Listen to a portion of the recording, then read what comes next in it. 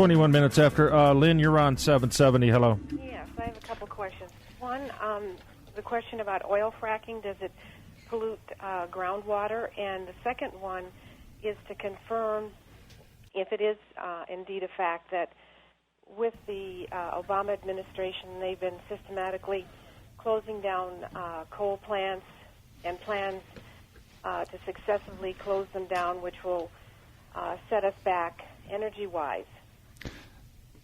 You are correct on both things. With regard to your first question in groundwater contamination, you have to understand that the depths that we're exploring to develop these shale resources that are getting all the frack attention these days is down around 8, 10, 12,000 feet. And there are thousands of feet of shale, so very impermeable rock, above those reservoirs. The Environmental Protection Agency will not let a company do anything in a reservoir that's got less than 10,000 parts per million total dissolved solids. The ocean is about 36,000, so about a third of the salinity of the ocean they consider potentially a groundwater resource. The stuff you are really interested in is the stuff that's going to come out of a well to feed cattle or water pasture or for you to drink in your household. And the fracks that are installed are nowhere near that water source, not at all. Now, what was your second question? I got so excited about the first one. Let me mention something on that as well. If you're interested in that, the EPA is currently involved in a major study that Congress requested them to do in 2010 that has a great deal to do with the potential fracking on a global scale. I wrote a column on it a couple weeks ago for townhall.com. I'd encourage you, if you're seriously interested in the subject of fracking and groundwater, to check that out. I also have one I wrote a month or two ago on townhall.com that they titled Fracking BS, and it addresses the 3 cases in 2012 where the EPA has tried to connect fracking to groundwater contamination, to drinking water contamination, and despite their best effort, they have not been able to scientifically prove that that fracking contaminates drinking water. The 3 cases are Pavilion, Wyoming, the Range Resources case in Texas, and then the best known because of the movie Gasland is Dimock, Pennsylvania. And each one of those cases, the EPA has backed off and acknowledged that they had pushed too hard and that the fracking does not contaminate groundwater. And she also was asking about closing down of coal-fired power plants. Yeah, I had managed to recapture that here in between. And Lynn, yes, the administration appears to be declaring war on coal-fired power plants. The Environmental Protection Agency is setting in place 2 sets of regulations. One which would require that existing coal-fired plants capture half or thereabouts of the CO2 that they're emitting. And there are lists of tens of thousands of megawatts of generation capacity that are going to come offline because the people that run the plants can't make any money and can't afford to make the changes. Some in New Mexico just announced in the last day or two. And the other end, they're putting regulations in place that will basically make it impossible to build new coal-fired plants. Now, the really serious ramification of that is that coal provides about 40% of the electricity that we have in this country. And if we can't use the coal here, what will happen is we will send the coal to other countries, and they will develop their economies with that cheap, energy-dense material, and we will become the economies that they are today. So think Greece and Spain, and that's where we're headed if that continues. And the EPA is additionally trying to shut down coal mining as well. And in eastern Kentucky alone this year, in 2012, the EPA regulations have cost 2,000 jobs just this year, just in eastern Kentucky. Thanks for that really great pair of questions. Michael, you're on 770. Hello. Yeah, out here, locally, the VA has put up solar panels over the parking lot. Mm-hmm. And I think that's great. Why can't we do that statewide? I mean, if you have a parking lot for your employees, make it covered parking and put solar panels on it. Because that's basically what they did. You can put solar panels and create distributed power generation in all sorts of places, but what you need to consider is what the real cost of that power is.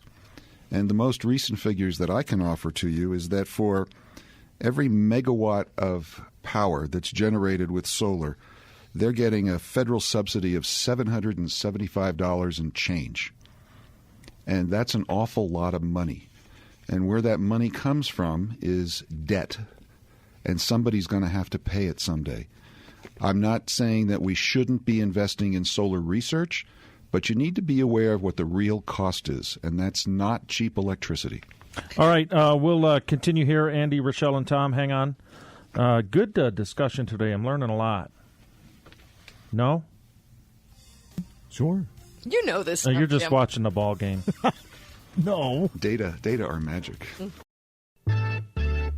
35 minutes after. Andy, you're on 770. Hello. Hi, Jim. Happy boy. Friday. Thank you. And to your guests.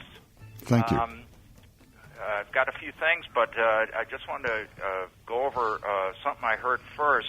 The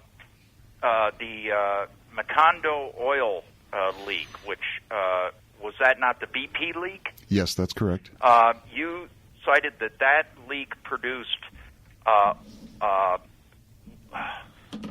Wait a minute. No, you were stating that naturally the oil leaks out of crevices in the ocean at the rate of 1/2 of what per Macondo year spilled, correct. of 1 day of that spill. No.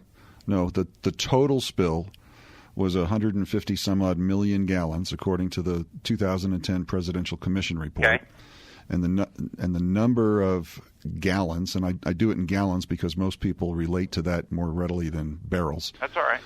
The number of gallons that I have seen numbers for that naturally seep into the Gulf on a yearly basis, are about half of what Macondo spilled in its 6 months. In its entirety. In its entirety. Okay. Yeah, not on a daily rate basis. I understand. Okay, I just wanted to make sure on that. Now, I understand the notion, and I think it's probably true, that there is enough carbon-based energy to carry us through the next 200 years. Hang on, Andy. We got a long segment coming up here.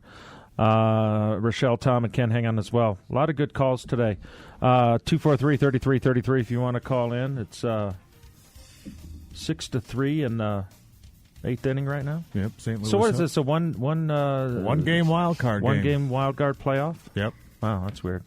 Yeah, it just started this year. 42 minutes after the hour. Andy, you're back on. Go ahead. Hey, thanks for holding me over. Oh, So I was just John. saying that, yes, okay, we may have 200 years or, más o menos of coal-based energy left on Earth. And everyone refers to it as a finite supply. What is our most finite resource is our atmosphere. And our atmosphere cannot support that kind of oil production and coal and carbon-based production, because already at this point the atmosphere is being taxed, and the population is only growing larger, and the carbon-based fuels that we are trying to use now to supplant the easy ones that we had before are just toxic. That is the big problem, and in that respect, it is morally, it is reprehensible. We must in the United States point the way. We must keep our coal underground. We do not sell it to other countries, like you were suggesting before. What's the question? We develop good things. All right, hang on, Andy. Andy, grease. hang on. Go ahead. Well, Andy, when you're talking about taxing the atmosphere, I assume that you're talking about adding CO2 to the atmosphere. Well, of course. And as I look back through time, I'll make 2 points with you that you might you may not accept my answers, but you can go research it and you can call in again someday. I'll be pleasant. Well, I didn't doubt you would be pleasant. That wasn't what I was driving at. I'll just point out first that there have been periods through the geologic history of our planet, which is the way I think of time, when we have had 10 and 20 times as much CO2 in the atmosphere as we have. How long ago was one of those? Back to the Cretaceous, about 60 million years ago. Well, right now is now. And Right humans and the animals that live on this planet now are not the ones that lived on the planet then. And our planet has become accustomed to the way it has been, not the way it was in the Cretaceous, when the planet was just spewing carbon into the air through volcanoes. Well, that's a source of carbon. Another source of carbon is the oceans. But my point. No, the oceans are a carbon. All right, Andy, let him answer you. Carbon Okay. dioxide comes out of the ocean, goes back into the ocean. It's temperature dependent, and it's a flux. So we're not adding any temperature, you don't think? We are. If CO2 is adding any temperature to the atmosphere for global warming purposes, which I think is where this is headed, it's minimal. What is the bigger driver for climate change is water vapor. And the big driver on water vapor that's on the Earth is the oceans. The second big driver is solar activity, which, when it increases, pushes cosmic particles further away. They don't reach the atmosphere. We don't nucleate. And people are very concerned about this. They don't understand it. They listen to the climate modelers. And most of those models are deterministic models that don't adequately in any way account for water vapor and clouds and the albedo that they change at all. Well, there you go, Andy. All right, Rochelle, you'll be next up when we come back. Tom's been hanging on for a long time. Appreciate your patience. 52 minutes after the hour, final segment with Rusty and Marita. This was really good.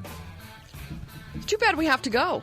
I know. You got to go do your fundraiser. Yeah, I'm going thing. with Janice Arnold-Jones this evening, 6 to 8 p.m., 7 Mountain Valley Road into Harris, New Mexico. Come join me. And where's your next gig? Oh, my next gig is in Santa Fe. There you go. They'll love you up there.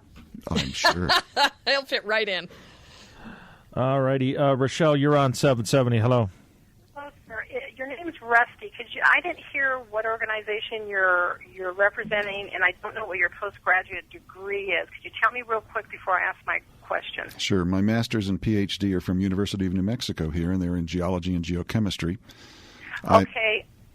Let me ask this. So you made the comment that in regarding to carbon-based energy that we have about 200 years window.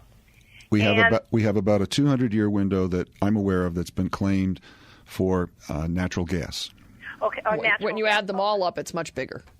Okay. So you did not do the computer modeling for those numbers, and you did not also do the computer coding. What's your issue so here? Let me get to my point. It takes time to set it up. Because we're off the air in a few moments. I don't care for 200 years. What's going on is you're in the Middle East, Turkey, Syria. We need to drill. I have a husband that does what I just mentioned. And the fact remains that no one's going to change the minds of the Andy devotees. We're going to die. The air is going to go away, and everything is going to be horrible. We need to drill. We need to drill in the United States, off our coast. Amen. We need to get the heck out of the Middle East. I agree completely that we need to be drilling and developing. I don't call it exploiting. I call it developing our natural resources. I call it a pot of gold in the American backyard. I think we're in violent agreement. Tom, you're on 770. Go ahead. Great show, Jim. Thanks. I want to ditto what the last caller said. I was talking with someone about the Las Vegas, New Mexico ordinance that the mayor won't sign because he says it's not constitutional. But about hydraulic fracturing, someone I know in Vegas said they're worried about water. and you said that the fracking will be done well below the water table where the drinking water comes from. Where do they get the water from to do the fracking with? The water to do the fracking comes from a number of sources. Sometimes it's just bought from municipalities. Sometimes it's purchased from local ranchers. Sometimes, and this is more frequently and more often the case these days, it's recycled from previous purchases. And when we frack a well, it's in our best interest as an industry to get as much of that water back out, because it's difficult to displace it with the gas and the oil that want to flow to the wellbore.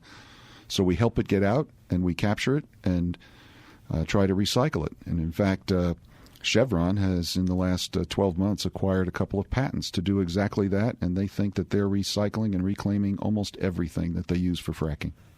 Tremendous. I'm for drilling and getting as much energy as we can. What does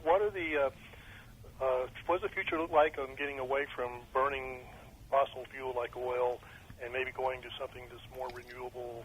I like nuclear myself, but what is... Well, you're among friends here. You're among friends, yeah. I used to be in the nuclear industry, and I think expanding our nuclear capacities is a wonderful thing to do, and it emits no CO2, which will keep some quarters happy. You know, fossil fuels are clearly finite resources, but we have a huge resource there. I would refer you, if you can find it, and it shouldn't be too difficult, to a documentary that's been put together by a gentleman named Scott Tinker, who's the director of the Texas Bureau of Economic Geology. And that documentary is called Switch. And he talks about hydrocarbon resources, and he talks about how various countries around the world are trying to move themselves from carbon-based fuels to some of these alternatives. He doesn't offer a timeline, but he offers a lot of really fine insights. And you might try to chase down that and take a look at it. All right. Good job, guys. Thank you very much. Thank you, Jim. This was awesome.